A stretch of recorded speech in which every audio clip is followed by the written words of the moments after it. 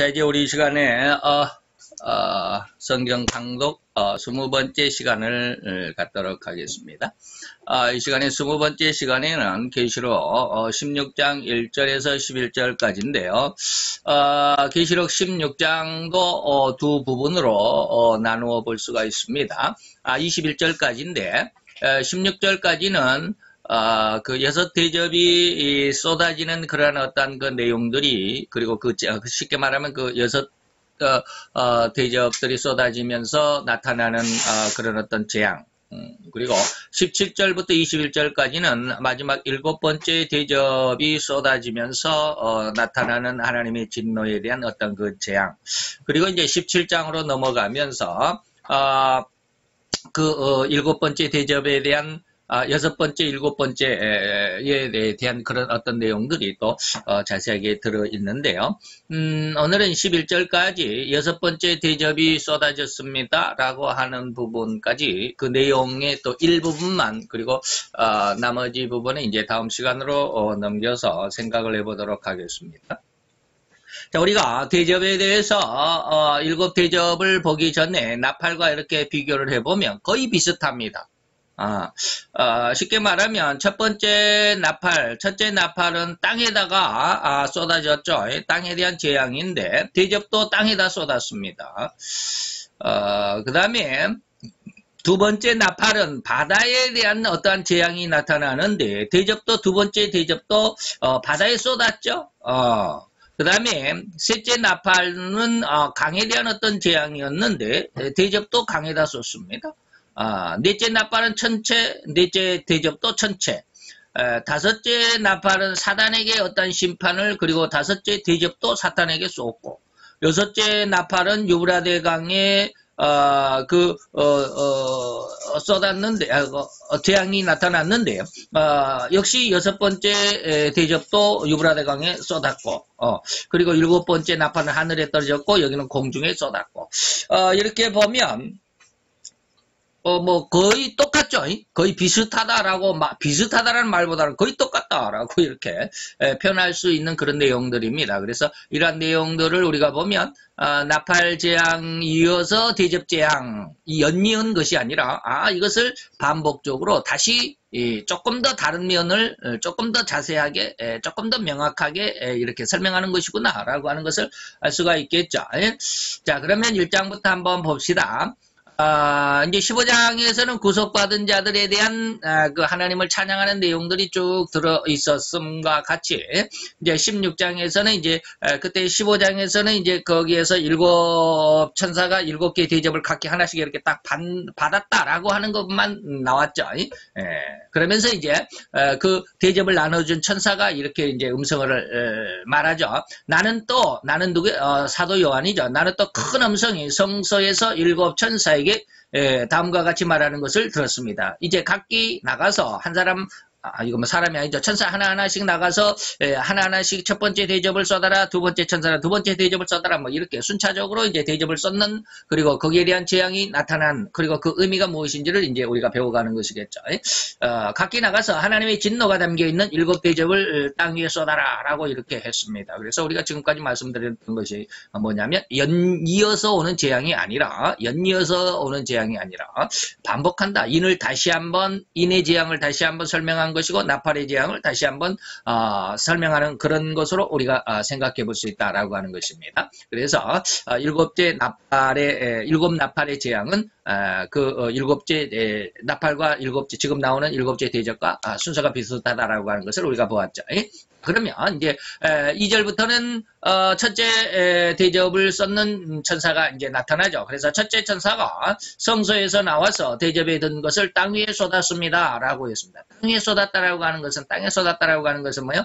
살아있는 모든 생명을 가진 모든 사람들에게 쏟았다라고 하는 것인데, 모든 세상 사람들에게 쏟았는데 희한하게도 그러자 이 첫째 대접에 대한 재앙은 짐승의 낙인을 받고 그 우상에게 경배한 자들에게만 나타나는 재앙입니다. 그러니까 아직까지 이 세상에는 순교당하지 않은 성도들이 남아 있습니다.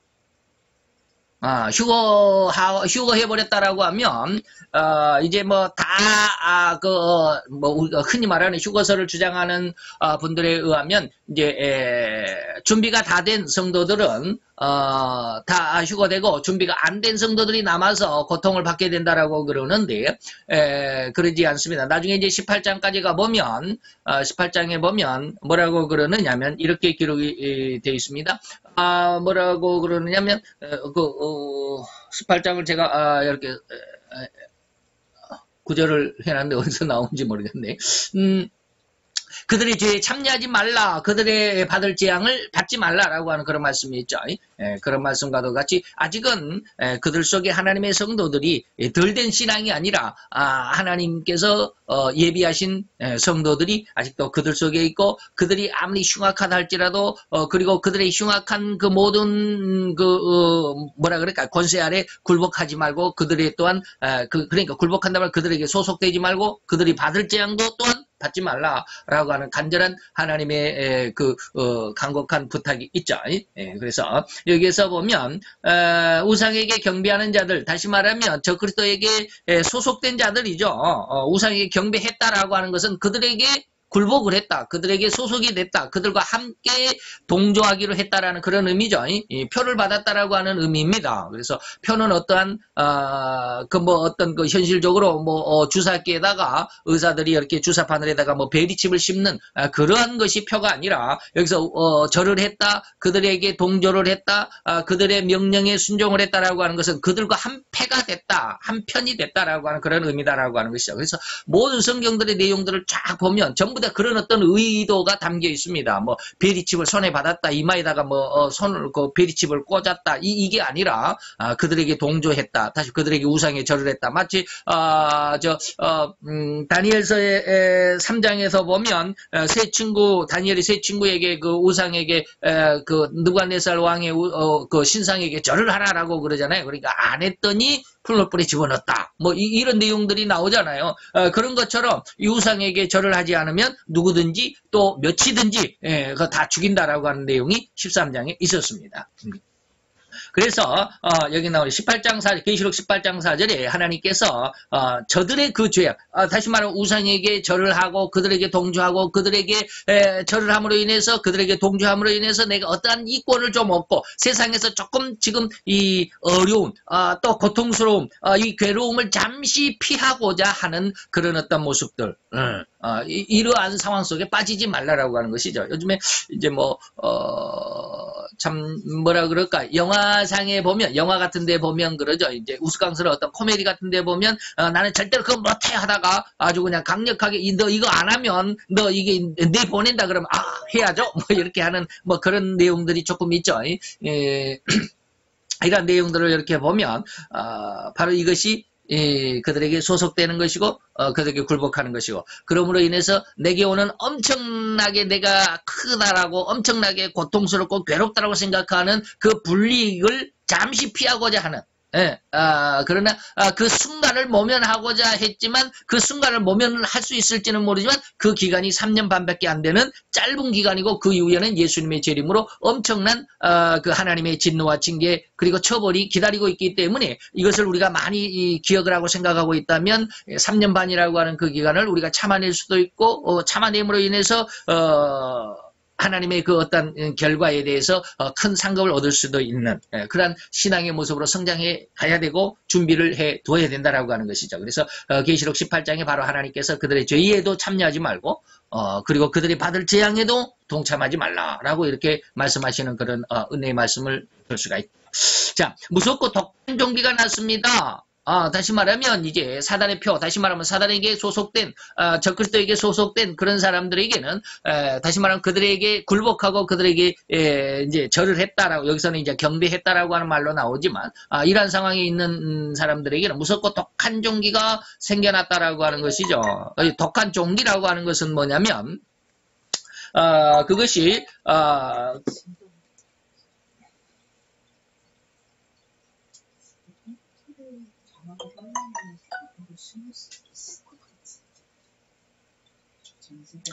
이것이 독한 종기라고 하는 것을 어떤 질병이라고도 말할 수 있습니다. 질병이라고 말하는데 어떻게 보면 현대의학으로도 고치기 힘든 모든 질병들이 인류를 당황하게 할 것이다 라고 하는 것이죠. 뭐 요즘에도 많죠. 요즘에도 많이 있습니다. 뭐 에이즈라고 하는 병, 요즘에는 좀 잠잠한데 그래도 아직은 에이즈를 완전히 정복하지 못한, 그리고 몇 년 전인가 에볼라라고 하는 엄청나게 그 에이즈보다 더 심각하고 치사율이 더 높은 에볼라라고 하는 그 저기 원숭이에게서 발병이 되는 그런 어떤 그 바이러스가 인간에게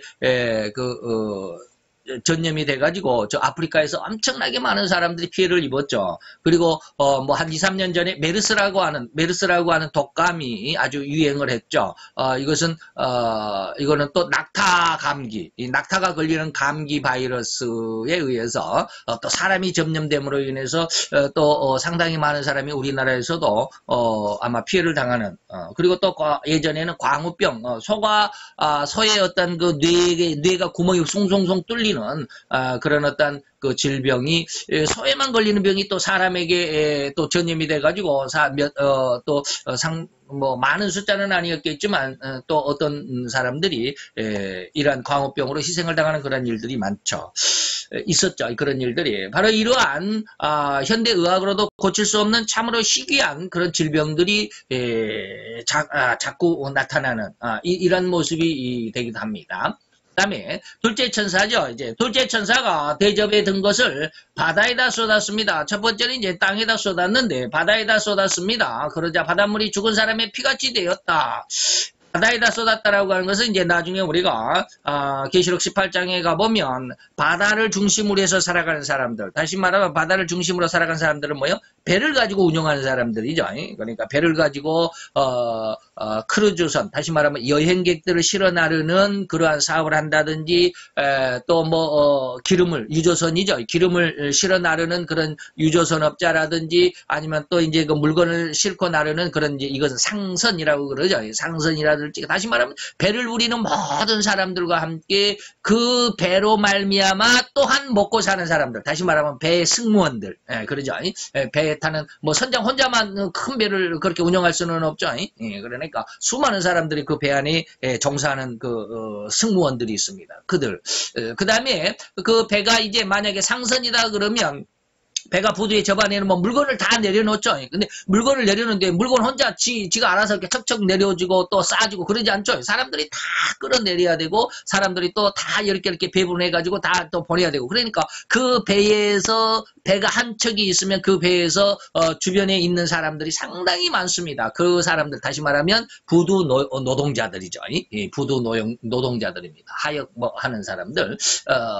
이러한 사람들이 바다의 어떤 재앙으로 말미암아서 모든 사람들이 엄청난 애가를 부르고 있는 것이 계시록 18장에 기록이 되어 있습니다. 나중에 이제 우리가 배워가면서 그들의 그 안타까운 슬픈 노래를 배울 수가 있겠지만, 어떠든지 이러한 그 애가, 슬픔의 노래죠. 바다에 쏟아져 가지고 바다에 대해서 엄청나게 많은 피해들이 있을 것이다라고 하는 것입니다. 그런데 이름으로 인해서 바다에 사는 또한 모든 생물도 죽는다. 바다에 사는 생물들 뭐요? 뭐 물고기들도 있겠죠. 물고기들이 있는데 물고기들이 왜 죽을까요? 물론 중금속에 의해서도 죽습니다. 또한 중금속뿐만 아니라 쉽게 말하면 바닷물이 오염돼서 이 말이죠. 바닷물이 오염돼서 죽기도 하지만, 또 하나는 바다에서 전쟁이 있을 때 말이죠. 전쟁이 있을 때 쉽게 말하면 이제 이쪽 배하고 저쪽 배하고 이제 뭐 포를 사격하면 포탄이 날아가가지고 배에만 떨어진 것이 아니라 옆에 바다에 떨어지죠. 바다에 떨어져서 바다에서 터지면 그 주변에 있는 고기들이 죽는다, 이런 뜻이에요. 그러니까 해전, 바다에서의 어떤 전쟁을 통해서, 아니면 또 바닷물의 어떤 오염을 통해서 그래서 그 바닷물 속에 살아가는 물고기들이 다 죽는다. 그러니까 바다가 전체적으로 이제 큰 재앙을 입고, 다시 말하면 바다를 중심으로 해서 살아가는 사람도, 그리고 그 바닷물 속에 있는 물고기들조차도 엄청난 피해를 입는다. 뭐 우리가 8장에서는 둘째 나팔이 불려질 때는 뭐라고 그랬어요? 이 바다 생물도 3분의 1이 죽는다라는 말로 표현. 그러니까 나팔에서는 거의 3분의 1이 죽는다라는 말을 많이 썼는데 이제 이 대접에서는 3분의 1이라는 말은 없고 이렇게 많은 어떤 생명들의 피해 상황만 재앙의 모습을 나타내고 있죠. 예? 자, 셋째 천사가 대접에 든 것을 강과 샘에 쏟았습니다. 근데 셋째 천사가 천사의 모습이 좀 이렇게 좀 깁니다. 셋째, 넷째가 이제 첫째, 둘째는 아주 짤막하게 어떤 뭐라 그럴까요? 설명이 되어 있는데요. 강과 샘에 쏟아졌다. 다시 말하면 우리가 지난번 나팔 때 셋째 나팔 때도 물샘에 떨어졌다라고 하는 그런 어떤 내용과 똑같습니다. 다시 말하면 강과 샘에 떨어졌다라고 하는 것은 뭐냐면 인간 생명의 근원인 물과 샘. 다시 말하면 이것은 영적인 어떤 의미로는 물론 실제적으로도 샘물이 오염이 돼가지고 샘물을 많이 먹을 수가 없는 그런 상황이 되겠죠. 그런데 이것이 영적인 모습으로 보면 인간의 영혼이 인간의 영적인 생명이 살아갈 수 있는 물의 근원은 뭐라고요? 하나님의 진리입니다. 하나님의 말씀입니다. 이것이 아가서에도 보면 아가서에도 뭐 너는 물된 동산 같고 뭐 잠긴 동산 잠근 동산 같고 뭐 숨겨진 뭐 샘 같고 막 이런 덮은 우물 같고 이런 말씀들이 많이 있거든요. 이것이 전체적으로 그 샘과 물 이런 어떤 의미는 뭐냐면 하나님의 말씀이고 하나님의 생명의 진리. 생명 대신 진리입니다. 그런데 이제 베드로후서 같은 데가 보면 그들이 물 없는 구름이다라고 이게 이제 유다서에서는 그러는데 물 없는 구름이다라고 그러는데 베드로도 역시 마찬가지로 그런 말씀을 합니다. 그렇게 이제 다시 말하면 그런 이단의 샘도 때로는 넘칠 때가 있어요. 비가 많이 오면 흙탕물이 막 넘칠 때가 있어요. 이런 것들 뭐 지금 그런 어떤 의미를 이야기를 하고 있는데 여기서 강과 샘에 하나님의 재앙이 떨어졌다라고 하는 것은 뭐냐면 이것이 데살로니가후서 2장에도 나와 있는 그런 말씀입니다. 잠시 이제 여기 두 번째 말씀을 드리겠지만 이것은 뭐냐면 그 강과 샘에 하나님의 재앙이 떨어졌다라고 하는 것은 거짓 선지자들 우리가 계시록 13장 11절에 18절까지 내용이 거짓 선지자들의 활동이다라고 그랬는데 그 거짓 선지자들이 엄청난 수가 세상을 혼돈케 할 것임을 주님이 마태복음 24장에 말씀을 하셨죠. 예. 그래서 그러한 거짓 선지자들의 강과 샘에 떨어졌다라고 하는 것은 많은 거짓 선지자들 다시 말하면 아까 우리가 오전에 15장에서도 말씀을 드렸던 것처럼 잘못된 어떤 신앙들 하나님의 예수의 증거라고 말했을 때는 예수님이 처음부터 예언되었을 때부터 이 말이죠. 마태복음 3장에 여인의 아들로 여인의 후손으로 이렇게 예언되었을 때부터 예수님이 동정내의 탄생으로 했고 그 다음에 예수님이 죽어서 죽음과 그 다음에 3일 만에 부활하심과 승천하심과 다시 말하면 또다시 예수님의 재림과 영원한 세상과 뭐 이러한 모든 것들이 성경의 말씀대로 그대로 믿어야 되는데 가끔가다 성경을 가지고 있는 사람들도 성경을 성경대로 믿지 못하는 거죠. 뭐 사람이 어떻게 처녀에게서 날 수 있느냐? 그것은 처녀가 아니라 여자였을 거야. 이미 결혼한 어떤 전적이 있다거나 남자로 하여금 어떤 그 관계를 할 수 있었던 여자. 그러니까 처녀가 아니더라도 여자였을 거야라고 이렇게 조금 변질을 시킨다든지 뭐 예수님이 꼭 동정녀에서만 탄생을 해야 돼. 예수님의 어떤 그 교훈적인 말씀을 따라야지. 뭐 이렇게 말하는 현대 아니면 또 신신학 아니면 해방신학, 민중신학 뭐 이러한 것들로 인해서 많은 사람들이 이렇게 설명을 그러한 어떤 설교를 들으면 정말 그것이 더 옳잖아요. 우리가 뭐 처녀가 아기를 낳았다 그러면 잘 안 믿어지는데 그 처녀가 아니라 그냥 여자였는데 그가 과거에 결혼했을 수도 있고 그런데 지금은 이혼을 했는지 사별을 했는지 모르지만 그냥 이렇게 지금은 홀로 있는 우리가 요즘 우리말로 하면 돌싱이죠. 돌아온 싱글. 그냥 돌싱인 상태 속에서 아기를 가졌으니까 뭐 그럴 수도 있다. 그러면 그것이 더 뭐랄까 쉽게 이해가 가는 그런 어떤 모습이잖아요. 그러니까 그런 것들을 따라가는 이러한 모습이 뭐냐면 강과 샘에 하나님의 진노의 세 번째 대접이 떨어졌던 그런 내용이다라고 하는 것입니다. 그래서 수많은 사람들이 이 종교적인 유혹으로 멸망을 받습니다. 정치적인 어떠한 뭐라 그럴까 이 세 번째 대접은 정치적인 어떤 상황이 아니라 종교적인 모습으로 우리가 볼 수 있어야 되죠. 정치적으로도 많은 사람들이 죽지만 더 많은 사람들이 피해를 입는 것은 뭐냐면 종교적인 이유 때문에 더 많은 사람들이 피해를 받습니다. 그래서 이러한 것이 이제 아까 말씀드렸던 데살로니가후서 2장에 보면 2장 10절에 보면 진리인 성경의 말씀에 사랑을 입지 못함으로 멸망의 대상이로 하나님의 말씀을 잘 몰라요. 하나님의 말씀은 상관하지 않아요. 하나님의 말씀을 깊이 연구하려고 하지도 않아요. 그러면서 은혜는 받으려고 해요. 그러니까 다 하나님의 말씀을 읽고 하나님의 말씀을 듣고 하나님의 말씀을 공부하기보다는 다 그냥 그걸 전해주는 사람 말만 듣고 그냥 거기에 대해서 뭐 기도하고 철야하고 거기에 대해서 울부짖음으로 인해서 그 은혜만 받으려고 생각을 해요. 예. 이것이 뭐냐면 진리의 사랑을 받지 않는 자들의 모습이거든요. 예. 그래서 요한복음 4장 24절에도 뭐라 그럽니까? 진짜로 하나님이 원하는 예배하는 자의 원하는 모습이 뭐라고요? 신령과 진정. 그런데 이 진정이란 말이 간절한 마음이라기보다는 진리입니다. 진리. 하나님의 진리가 기반이 돼야 된다. 그러니까 하나님의 진리의 말씀은 성경을 기준으로 해야 되는데 성경을 가지고 있다라고 모든 사람들이 다 성경을 가지고 있다라고 하지만 방금 말씀드렸던 성경을 가지고 있으면서도 조금씩 그렇게 삐져나가는 이러한 모습들이 상당히 많다라고 하는 것이죠.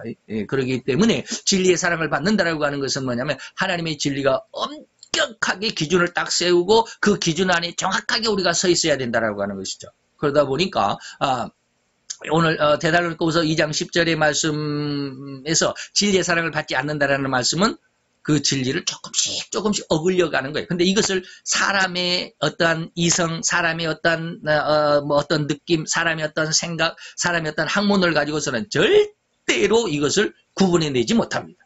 구분해낸다면 그런 데 안 가겠죠. 구분해낸다면 그런 데로 빠질 수가 없고 거기에 속아 넘어갈 수가 없어요. 그런데 그것을 구분할 수가 없기 때문에 그것이 진짠가 봐 라고 생각할 수밖에 없는.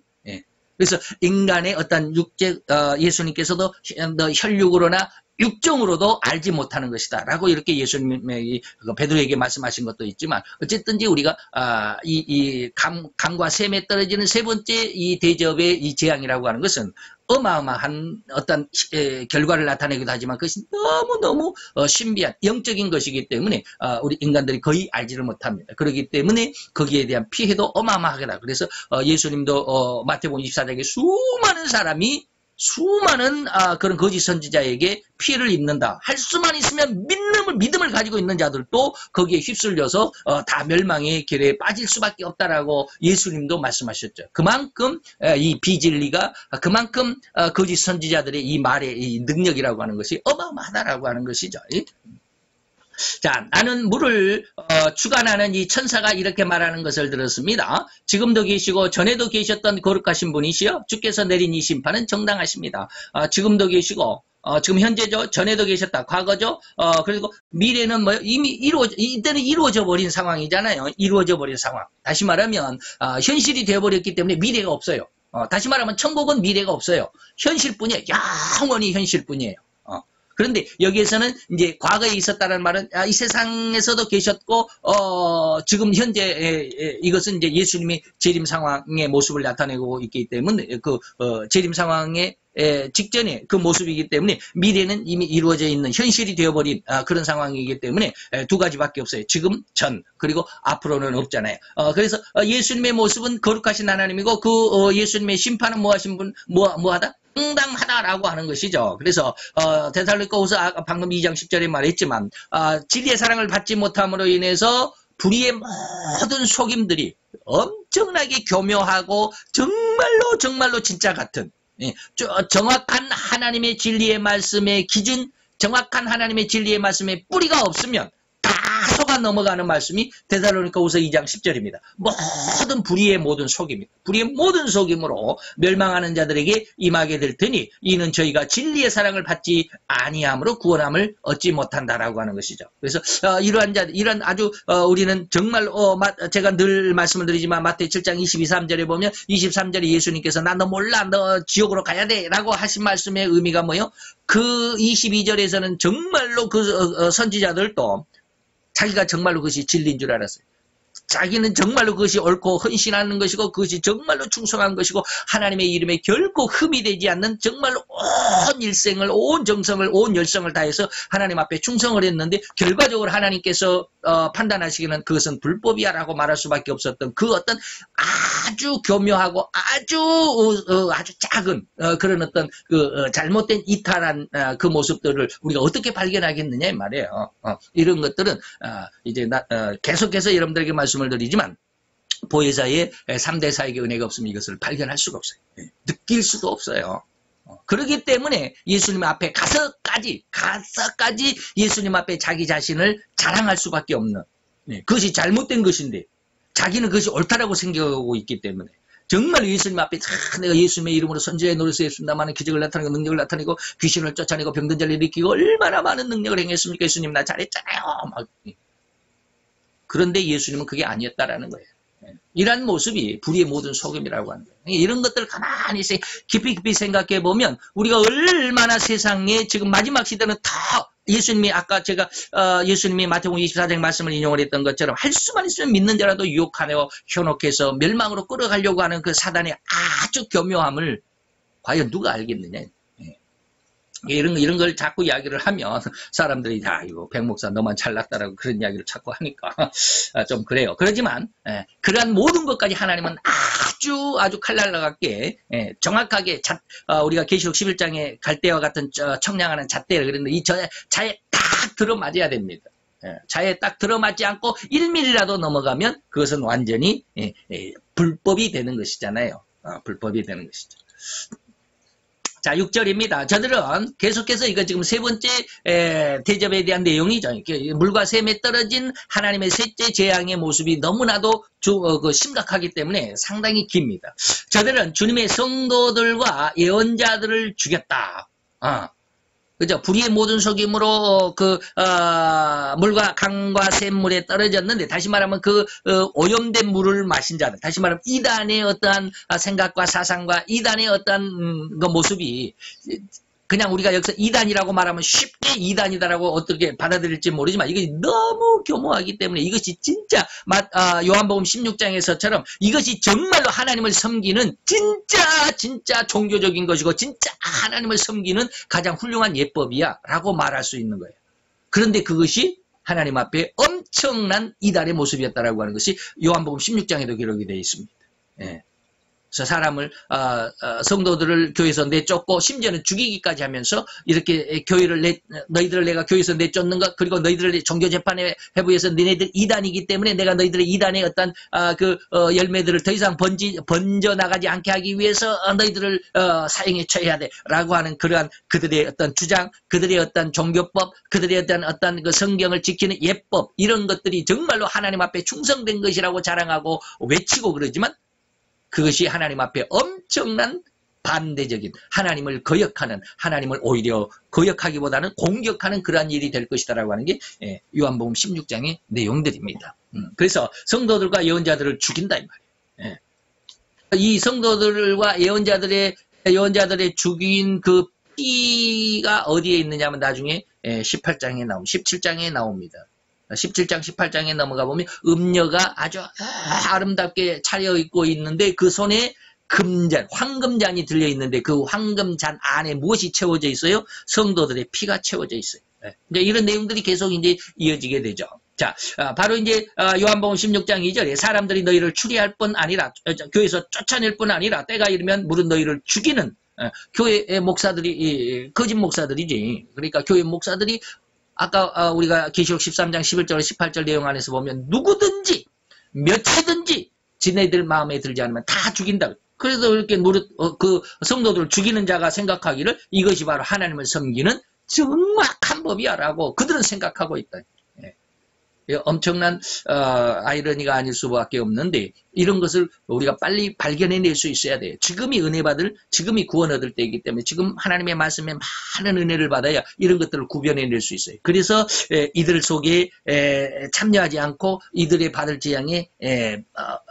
재앙에서 벗어날 수 있는 은혜가 지금 우리들에게 주어지는 기회인 것이죠. 그렇기 때문에 성경 공부를 많이 하라고 그런 말씀을 계속합니다. 자, 계속해서 또 제단에서 한 천사가 이렇게 말하는 소리가 들렸습니다. 그렇습니다. 전능하신 주 하나님의 심판은 정당하고 참되십니다.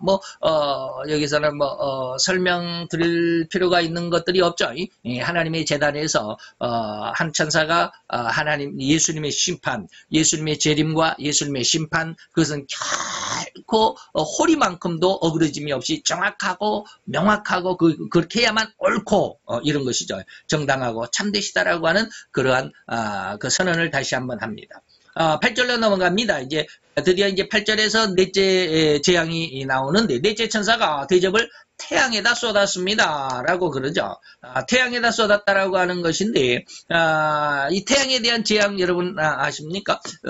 다시 말하면, 태양과 지구 사이에는, 성경에 보니까 하나님께서 커튼, 막을 쳐두었다. 태양과 지구 사이에 어떤 막을 쳐놨다라고 그러니까, 옛날에 과학자들을 19세기 이전의 과학자들은 이러한 성경의 말씀을 굉장히 무시했다고 그래요. 이 바보 같은. 하늘 태양과 지구 사이에 그 하늘에다가 무슨 커튼이 쳐져 있냐? 뭐 시적인 표현을 가지고 진짜라고 믿는 이 바보들아라고 그렇게 성경을 많이 비난하고 오해했다고 그러는데 19세기 이후에 과학이 발달하면서 이 태양과 지구 사이에 하나의 막이 형성돼 있다라고 하는 것을 과학자들이 발견해냈어요. 그게 뭘까요? 오존층입니다. 네, 오존층이죠. 이 오존층에 의해서 태양에서 그 엄청난 그 열, 그 다음에 그 태양 빛 속에 들어있는 그 나쁜 빛들, 이것을 뭐라 그래? 자외선 그러죠. 이 자외선이 들어오는 것을 막아주기 때문에 우리가 태양에 이렇게 선탠 한다고 그러죠. 그래도 괜찮았는데 요즘에는 오존층이 많이 파괴가 돼가지고 태양빛에 많이 오래 있다 보면 피부암이 발생하기도 한다라고 하는 것이 심심찮게 세계 뉴스에 나오기도 합니다. 바로 이러한 것들이요. 태양에 쏟았다라고 하는 것은 태양의 빛이 직접 이제 지구로 쏟아져 내려오는, 다시 말하면 그 커튼 오존층이 점점 이제 그 피해를 입는 빵꾸가 나는 이런 모습이죠. 그래서 그 태양으로 인해서 모든 사람들이 그 피해를 입는다. 이거 뭐랄까 태양빛에 의해서 우리가 일사병이라고도 그러죠. 우리나라에서도 종종 할머니 할아버지들이 한여름에 밭에 나가가지고 이러다가 그냥 기진맥진해서 쓰러져가지고 돌아가신 분들이 가끔 가다가 뉴스에 나옵니다. 그거 일사병이죠. 또 피부암, 오존층이 파괴됨으로 인해서 태양빛이 직접 인간의 몸에 닿게 되면 그 자외선에 의해서, 그래서 요즘에 자외선 차단제 많이도 나오는데 그걸 제대로 관리 안 하면 피부암, 이런 내용들이 바로 태양에 의해서 인간들에게 주는 재앙이다라고 이렇게 말하고 있죠. 그러나 사람들은 그 뜨거운 불길에 타면서도 재앙을 지배하시는 하나님의 이름을 못 어갈 뿐 태도를 바꾸어 하나님께 영광을 돌리려고 하지 않았다. 회개를 모른다. 그렇게 하나님이 그 징계를 주고 다시 말하면 하나님이 어떤 사인을 줘도 사인으로 이해하지를 못해요. 우리가 가끔마다 우리 자녀들도 그러죠. 하도 말을 안 들으면 어린 자녀들은 이제 매를 때리면 그 매를 때리는 엄마 아빠가 야속하지 내가 왜 매를 맞는지를 모르잖아요. 얘들은. 네가 지금 이렇게 해서 잘못했어. 그렇기 때문에 이렇게 매를 맞는 거야 라고 해도 자기가 매 맞는 것이 아프고 서럽지 자기가 잘못해서 하는 것은 없다라고요. 자기가 뭘 잘못했는지를 몰라요. 그런 것처럼 인간의 어떠한 생각과 사상은 하나님을 너무 배격했고 너무 하나님을 멀리 떠나 있기 때문에 하나님을 인정을 하려고 하지 않아요. 그래서 하나님에 대해서 들어본 사람은 야 하나님 있다면 정말로 이럴 수가 있느냐. 다시 말하면 오늘날도 역시 마찬가지예요. 동성애자들 소수 성애자들이라고 요즘에는 좋은 말로 이렇게 표현하는데 하나님이 사랑이라고 한다면 그들도 사랑해 줘야 되지 않느냐라고 하는 것이죠. 그래서 심지어는 예수를 믿는 어떤 목사도 그러잖아요. 그 동성애자들을 인정을 해줘야 된다라고 이렇게 설교를 하고 목소리를 외치다가 그 교단에서 쫓겨난 어떤 여목사님도 인터넷 뉴스에 찾아보면 있어요. 그걸 모르잖아요. 사랑하라고 그러니까 다 이단들도 사랑하고 원수도 사랑하라고 그랬기 때문에 다 사랑해야 된다. 동성애자들도 하나님의 모양과 형상이기 때문에 그들을 사랑해야 된다라고 그러지만 물론 그런 어떤 그 큰 어떤 큰 범위 안에서 그렇게 하나님의 사랑을 이해하는 것은 좋지만 그 안에서 뭐가 있어요? 지금 여기에서는 뭐라고 해서 아까 우리가 물과 샘에 대한 셋째 대접에 대해서는 하나님의 아주 정확한 하나님의 말씀에서 한치라도 어그러지는 것은 하나님이 용서하지 않는 그래서 하나님의 말씀 안에 들어와야 되는 그래서 하나님의 말씀을 그러면 너무나도 엄격하고 너무나도 그 무거운 것 또 지키기 힘든 것 인간이 어떻게 하나님의 말씀을 다 순종할 수 있느냐라고 말하면서 순종할 수 없는 것을 하나님이 너무 과도하게 요구하신다라고 이렇게 말하면서 하나님의 말씀에 대해서 이렇게 막 불평하고 불만하고 하는 사람들이 많은데 하나님의 말씀을 지킬 수 있도록 하나님이 다 이미 준비하셨습니다. 근데 그것을 인간들이 제대로 찾아가지를 못해요. 그래서 참 안타까운 모습이 제가 조금씩 느끼고 요즘엔 느끼고 있으면서 하나님 앞에 그것을 구하고 기도하고 있기는 한데 어쨌든지 인간은 하나님께서 인간을 하나님이 불러주실 때는 우리가 지난번에 유다서를 배웠듯이 하나님은 우리를 하나님의 그 사랑 안에 품어주셔서 우리를 보호하시고 지키시는데 어떻게 보호하시고 지키시느냐? 영광의 그 하나님 앞에 넉넉하게 설 수 있도록 담대하게 설 수 있도록 충분하게 설 수 있도록 모든 것을 다 예비하셔서 우리로 하여금 넉넉히 하나님 앞에 설 수 있는 힘과 능력과 권능까지 다 주신다. 그것을 우리가 유다서를 뭐 우리가 끝난 지가 얼마 안 됐으니까 기억하고 있을 줄로 압니다. 바로 그런 하나님의 은혜로 우리를 지키신다라고 하는 것이죠. 결코 회개할 줄 모르는 인간의 그 뭐랄까 강한 악함, 이것이 사단의 특징 중에 하나라고 그랬죠. 결코 회개를 모르는 악한 심성, 사단의 가장 특징적인 교만이 바로 회개를 모르는 그런 뜻이다라고 그랬습니다. 10절에 이제 다섯 번째 천사인데 다섯째 천사가 바다에서 올라온 짐승에게 쏟았습니다. 적그리스도의 다시 말하면 이제 후 3년 반의 아주 강력한 후 3년 반의 어떤 내용들이죠. 바다에 짐승에게 짐승에 앉은 의자에게 쏟았다라고 하는 것은 이제 후 3년 반이라는 그런 뜻입니다. 환란이라고 부르는 후 3년 반이라고 하는 하는 그런 기간인데 다시 말하면 후 3년 반 때 어마어마한 고통이 있을 것이다. 그에게 다 절을 해라. 그 적그리스도죠. 여기서 나오는 바다에서 올라온 짐승은 계시록 13장 1절의 짐승인데 이 짐승의 우상을 11절에 땅에서 올라온 짐승이 이 우상을 만들죠. 첫째 짐승의 우상을 만들어가지고 거기에다가 다 절해라. 절하지 않으면 경배하지 않으면 다 죽인다. 막 그러잖아요.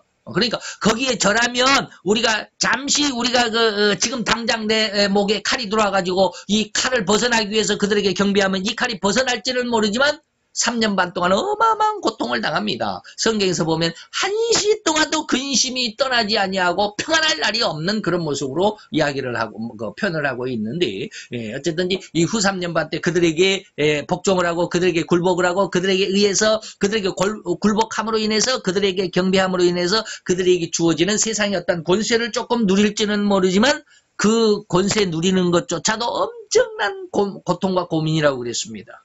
오늘날 뭐 그런 시대가 아닌 오늘날도 공무원들 보면 참 힘들더라고요. 공무원이 참 쉽게 돈을 버는 것 같지만 굉장히 힘들더라고요.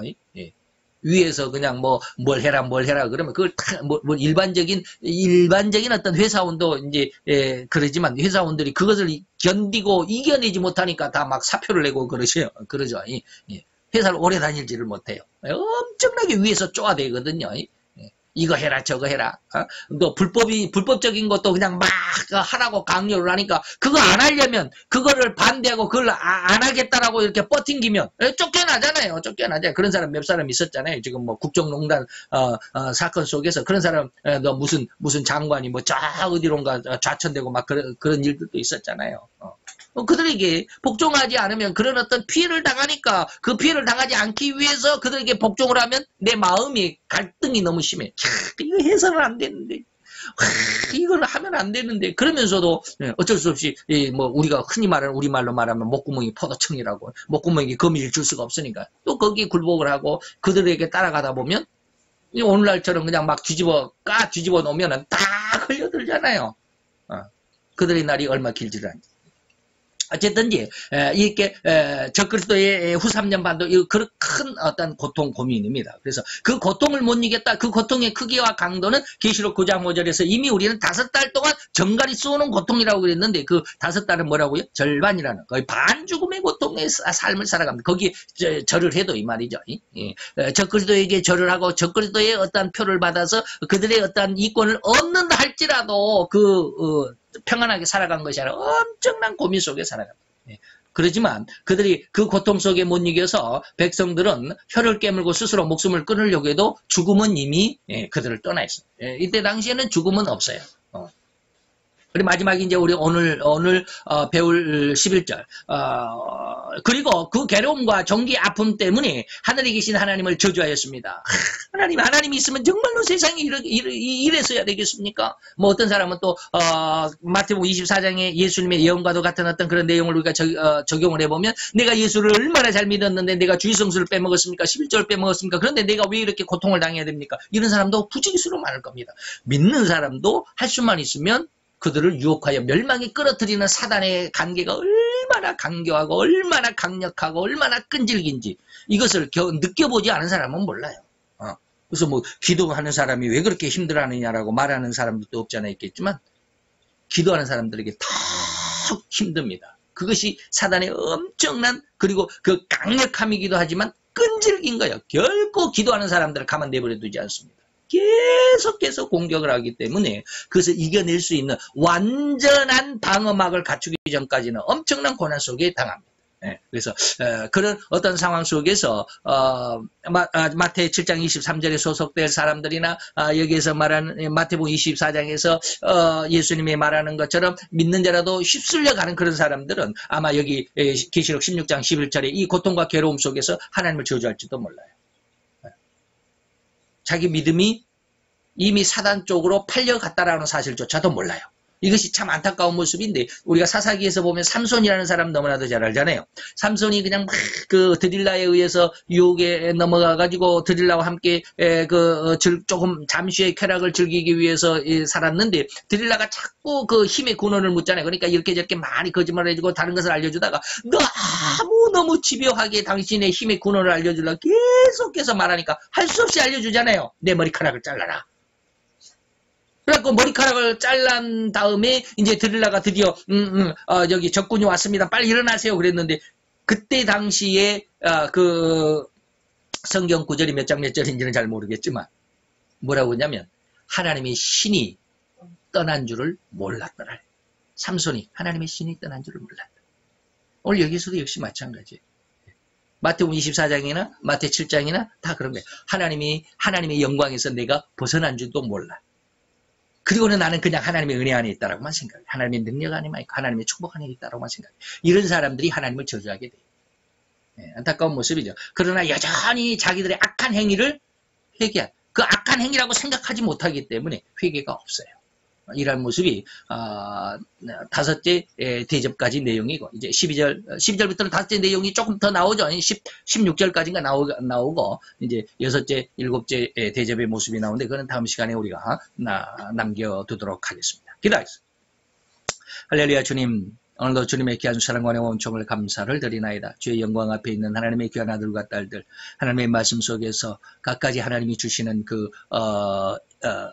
사인을 능히 발견할 수 있고, 또 쉽게 발견할 수 있고, 또 깊이 발견할 수 있는 귀한 은혜와 은총의 역사가 우리 가운데, 말씀을 듣고 말씀을 배우고 말씀을 공부하는 가운데, 또 예배 시간에 설교를 듣는 아버지의 귀한 귀들의 아버지의 은혜로 덧입혀 주옵소서. 주의 영광의 빛을 드러내게 하시고 은혜와 은총 가운데 있게 하시고, 아버지의 이 영적인 투쟁은 결코 누가 나를 도와주는 것도 아니고, 아버지의 내가 참으로 세상에서 왕따가 되는 것 같은 그런 너무나도 힘겨운 싸움이지만, 하나님이 나와 함께 하시고 주의 성령이 나를 인도하시며 하나님의 진리의 말씀이 나를 넉넉하게 그리고 강력하게 주장하신다라고 하는 아버지의 그 말씀에 힘을 얻게 하시고 능력을 얻게 하시고, 그리고 담대하여 아버지의 세상에, 그리고 또 사단에, 그리고 모든 것들 반대하는 것들에 능히 대적하여 승리하는 귀한 주님의 아들로 딸로 성장케 도와주옵소서. 예수 그리스도의 이름으로 감사와 기도드려 싸움나이다. 아멘.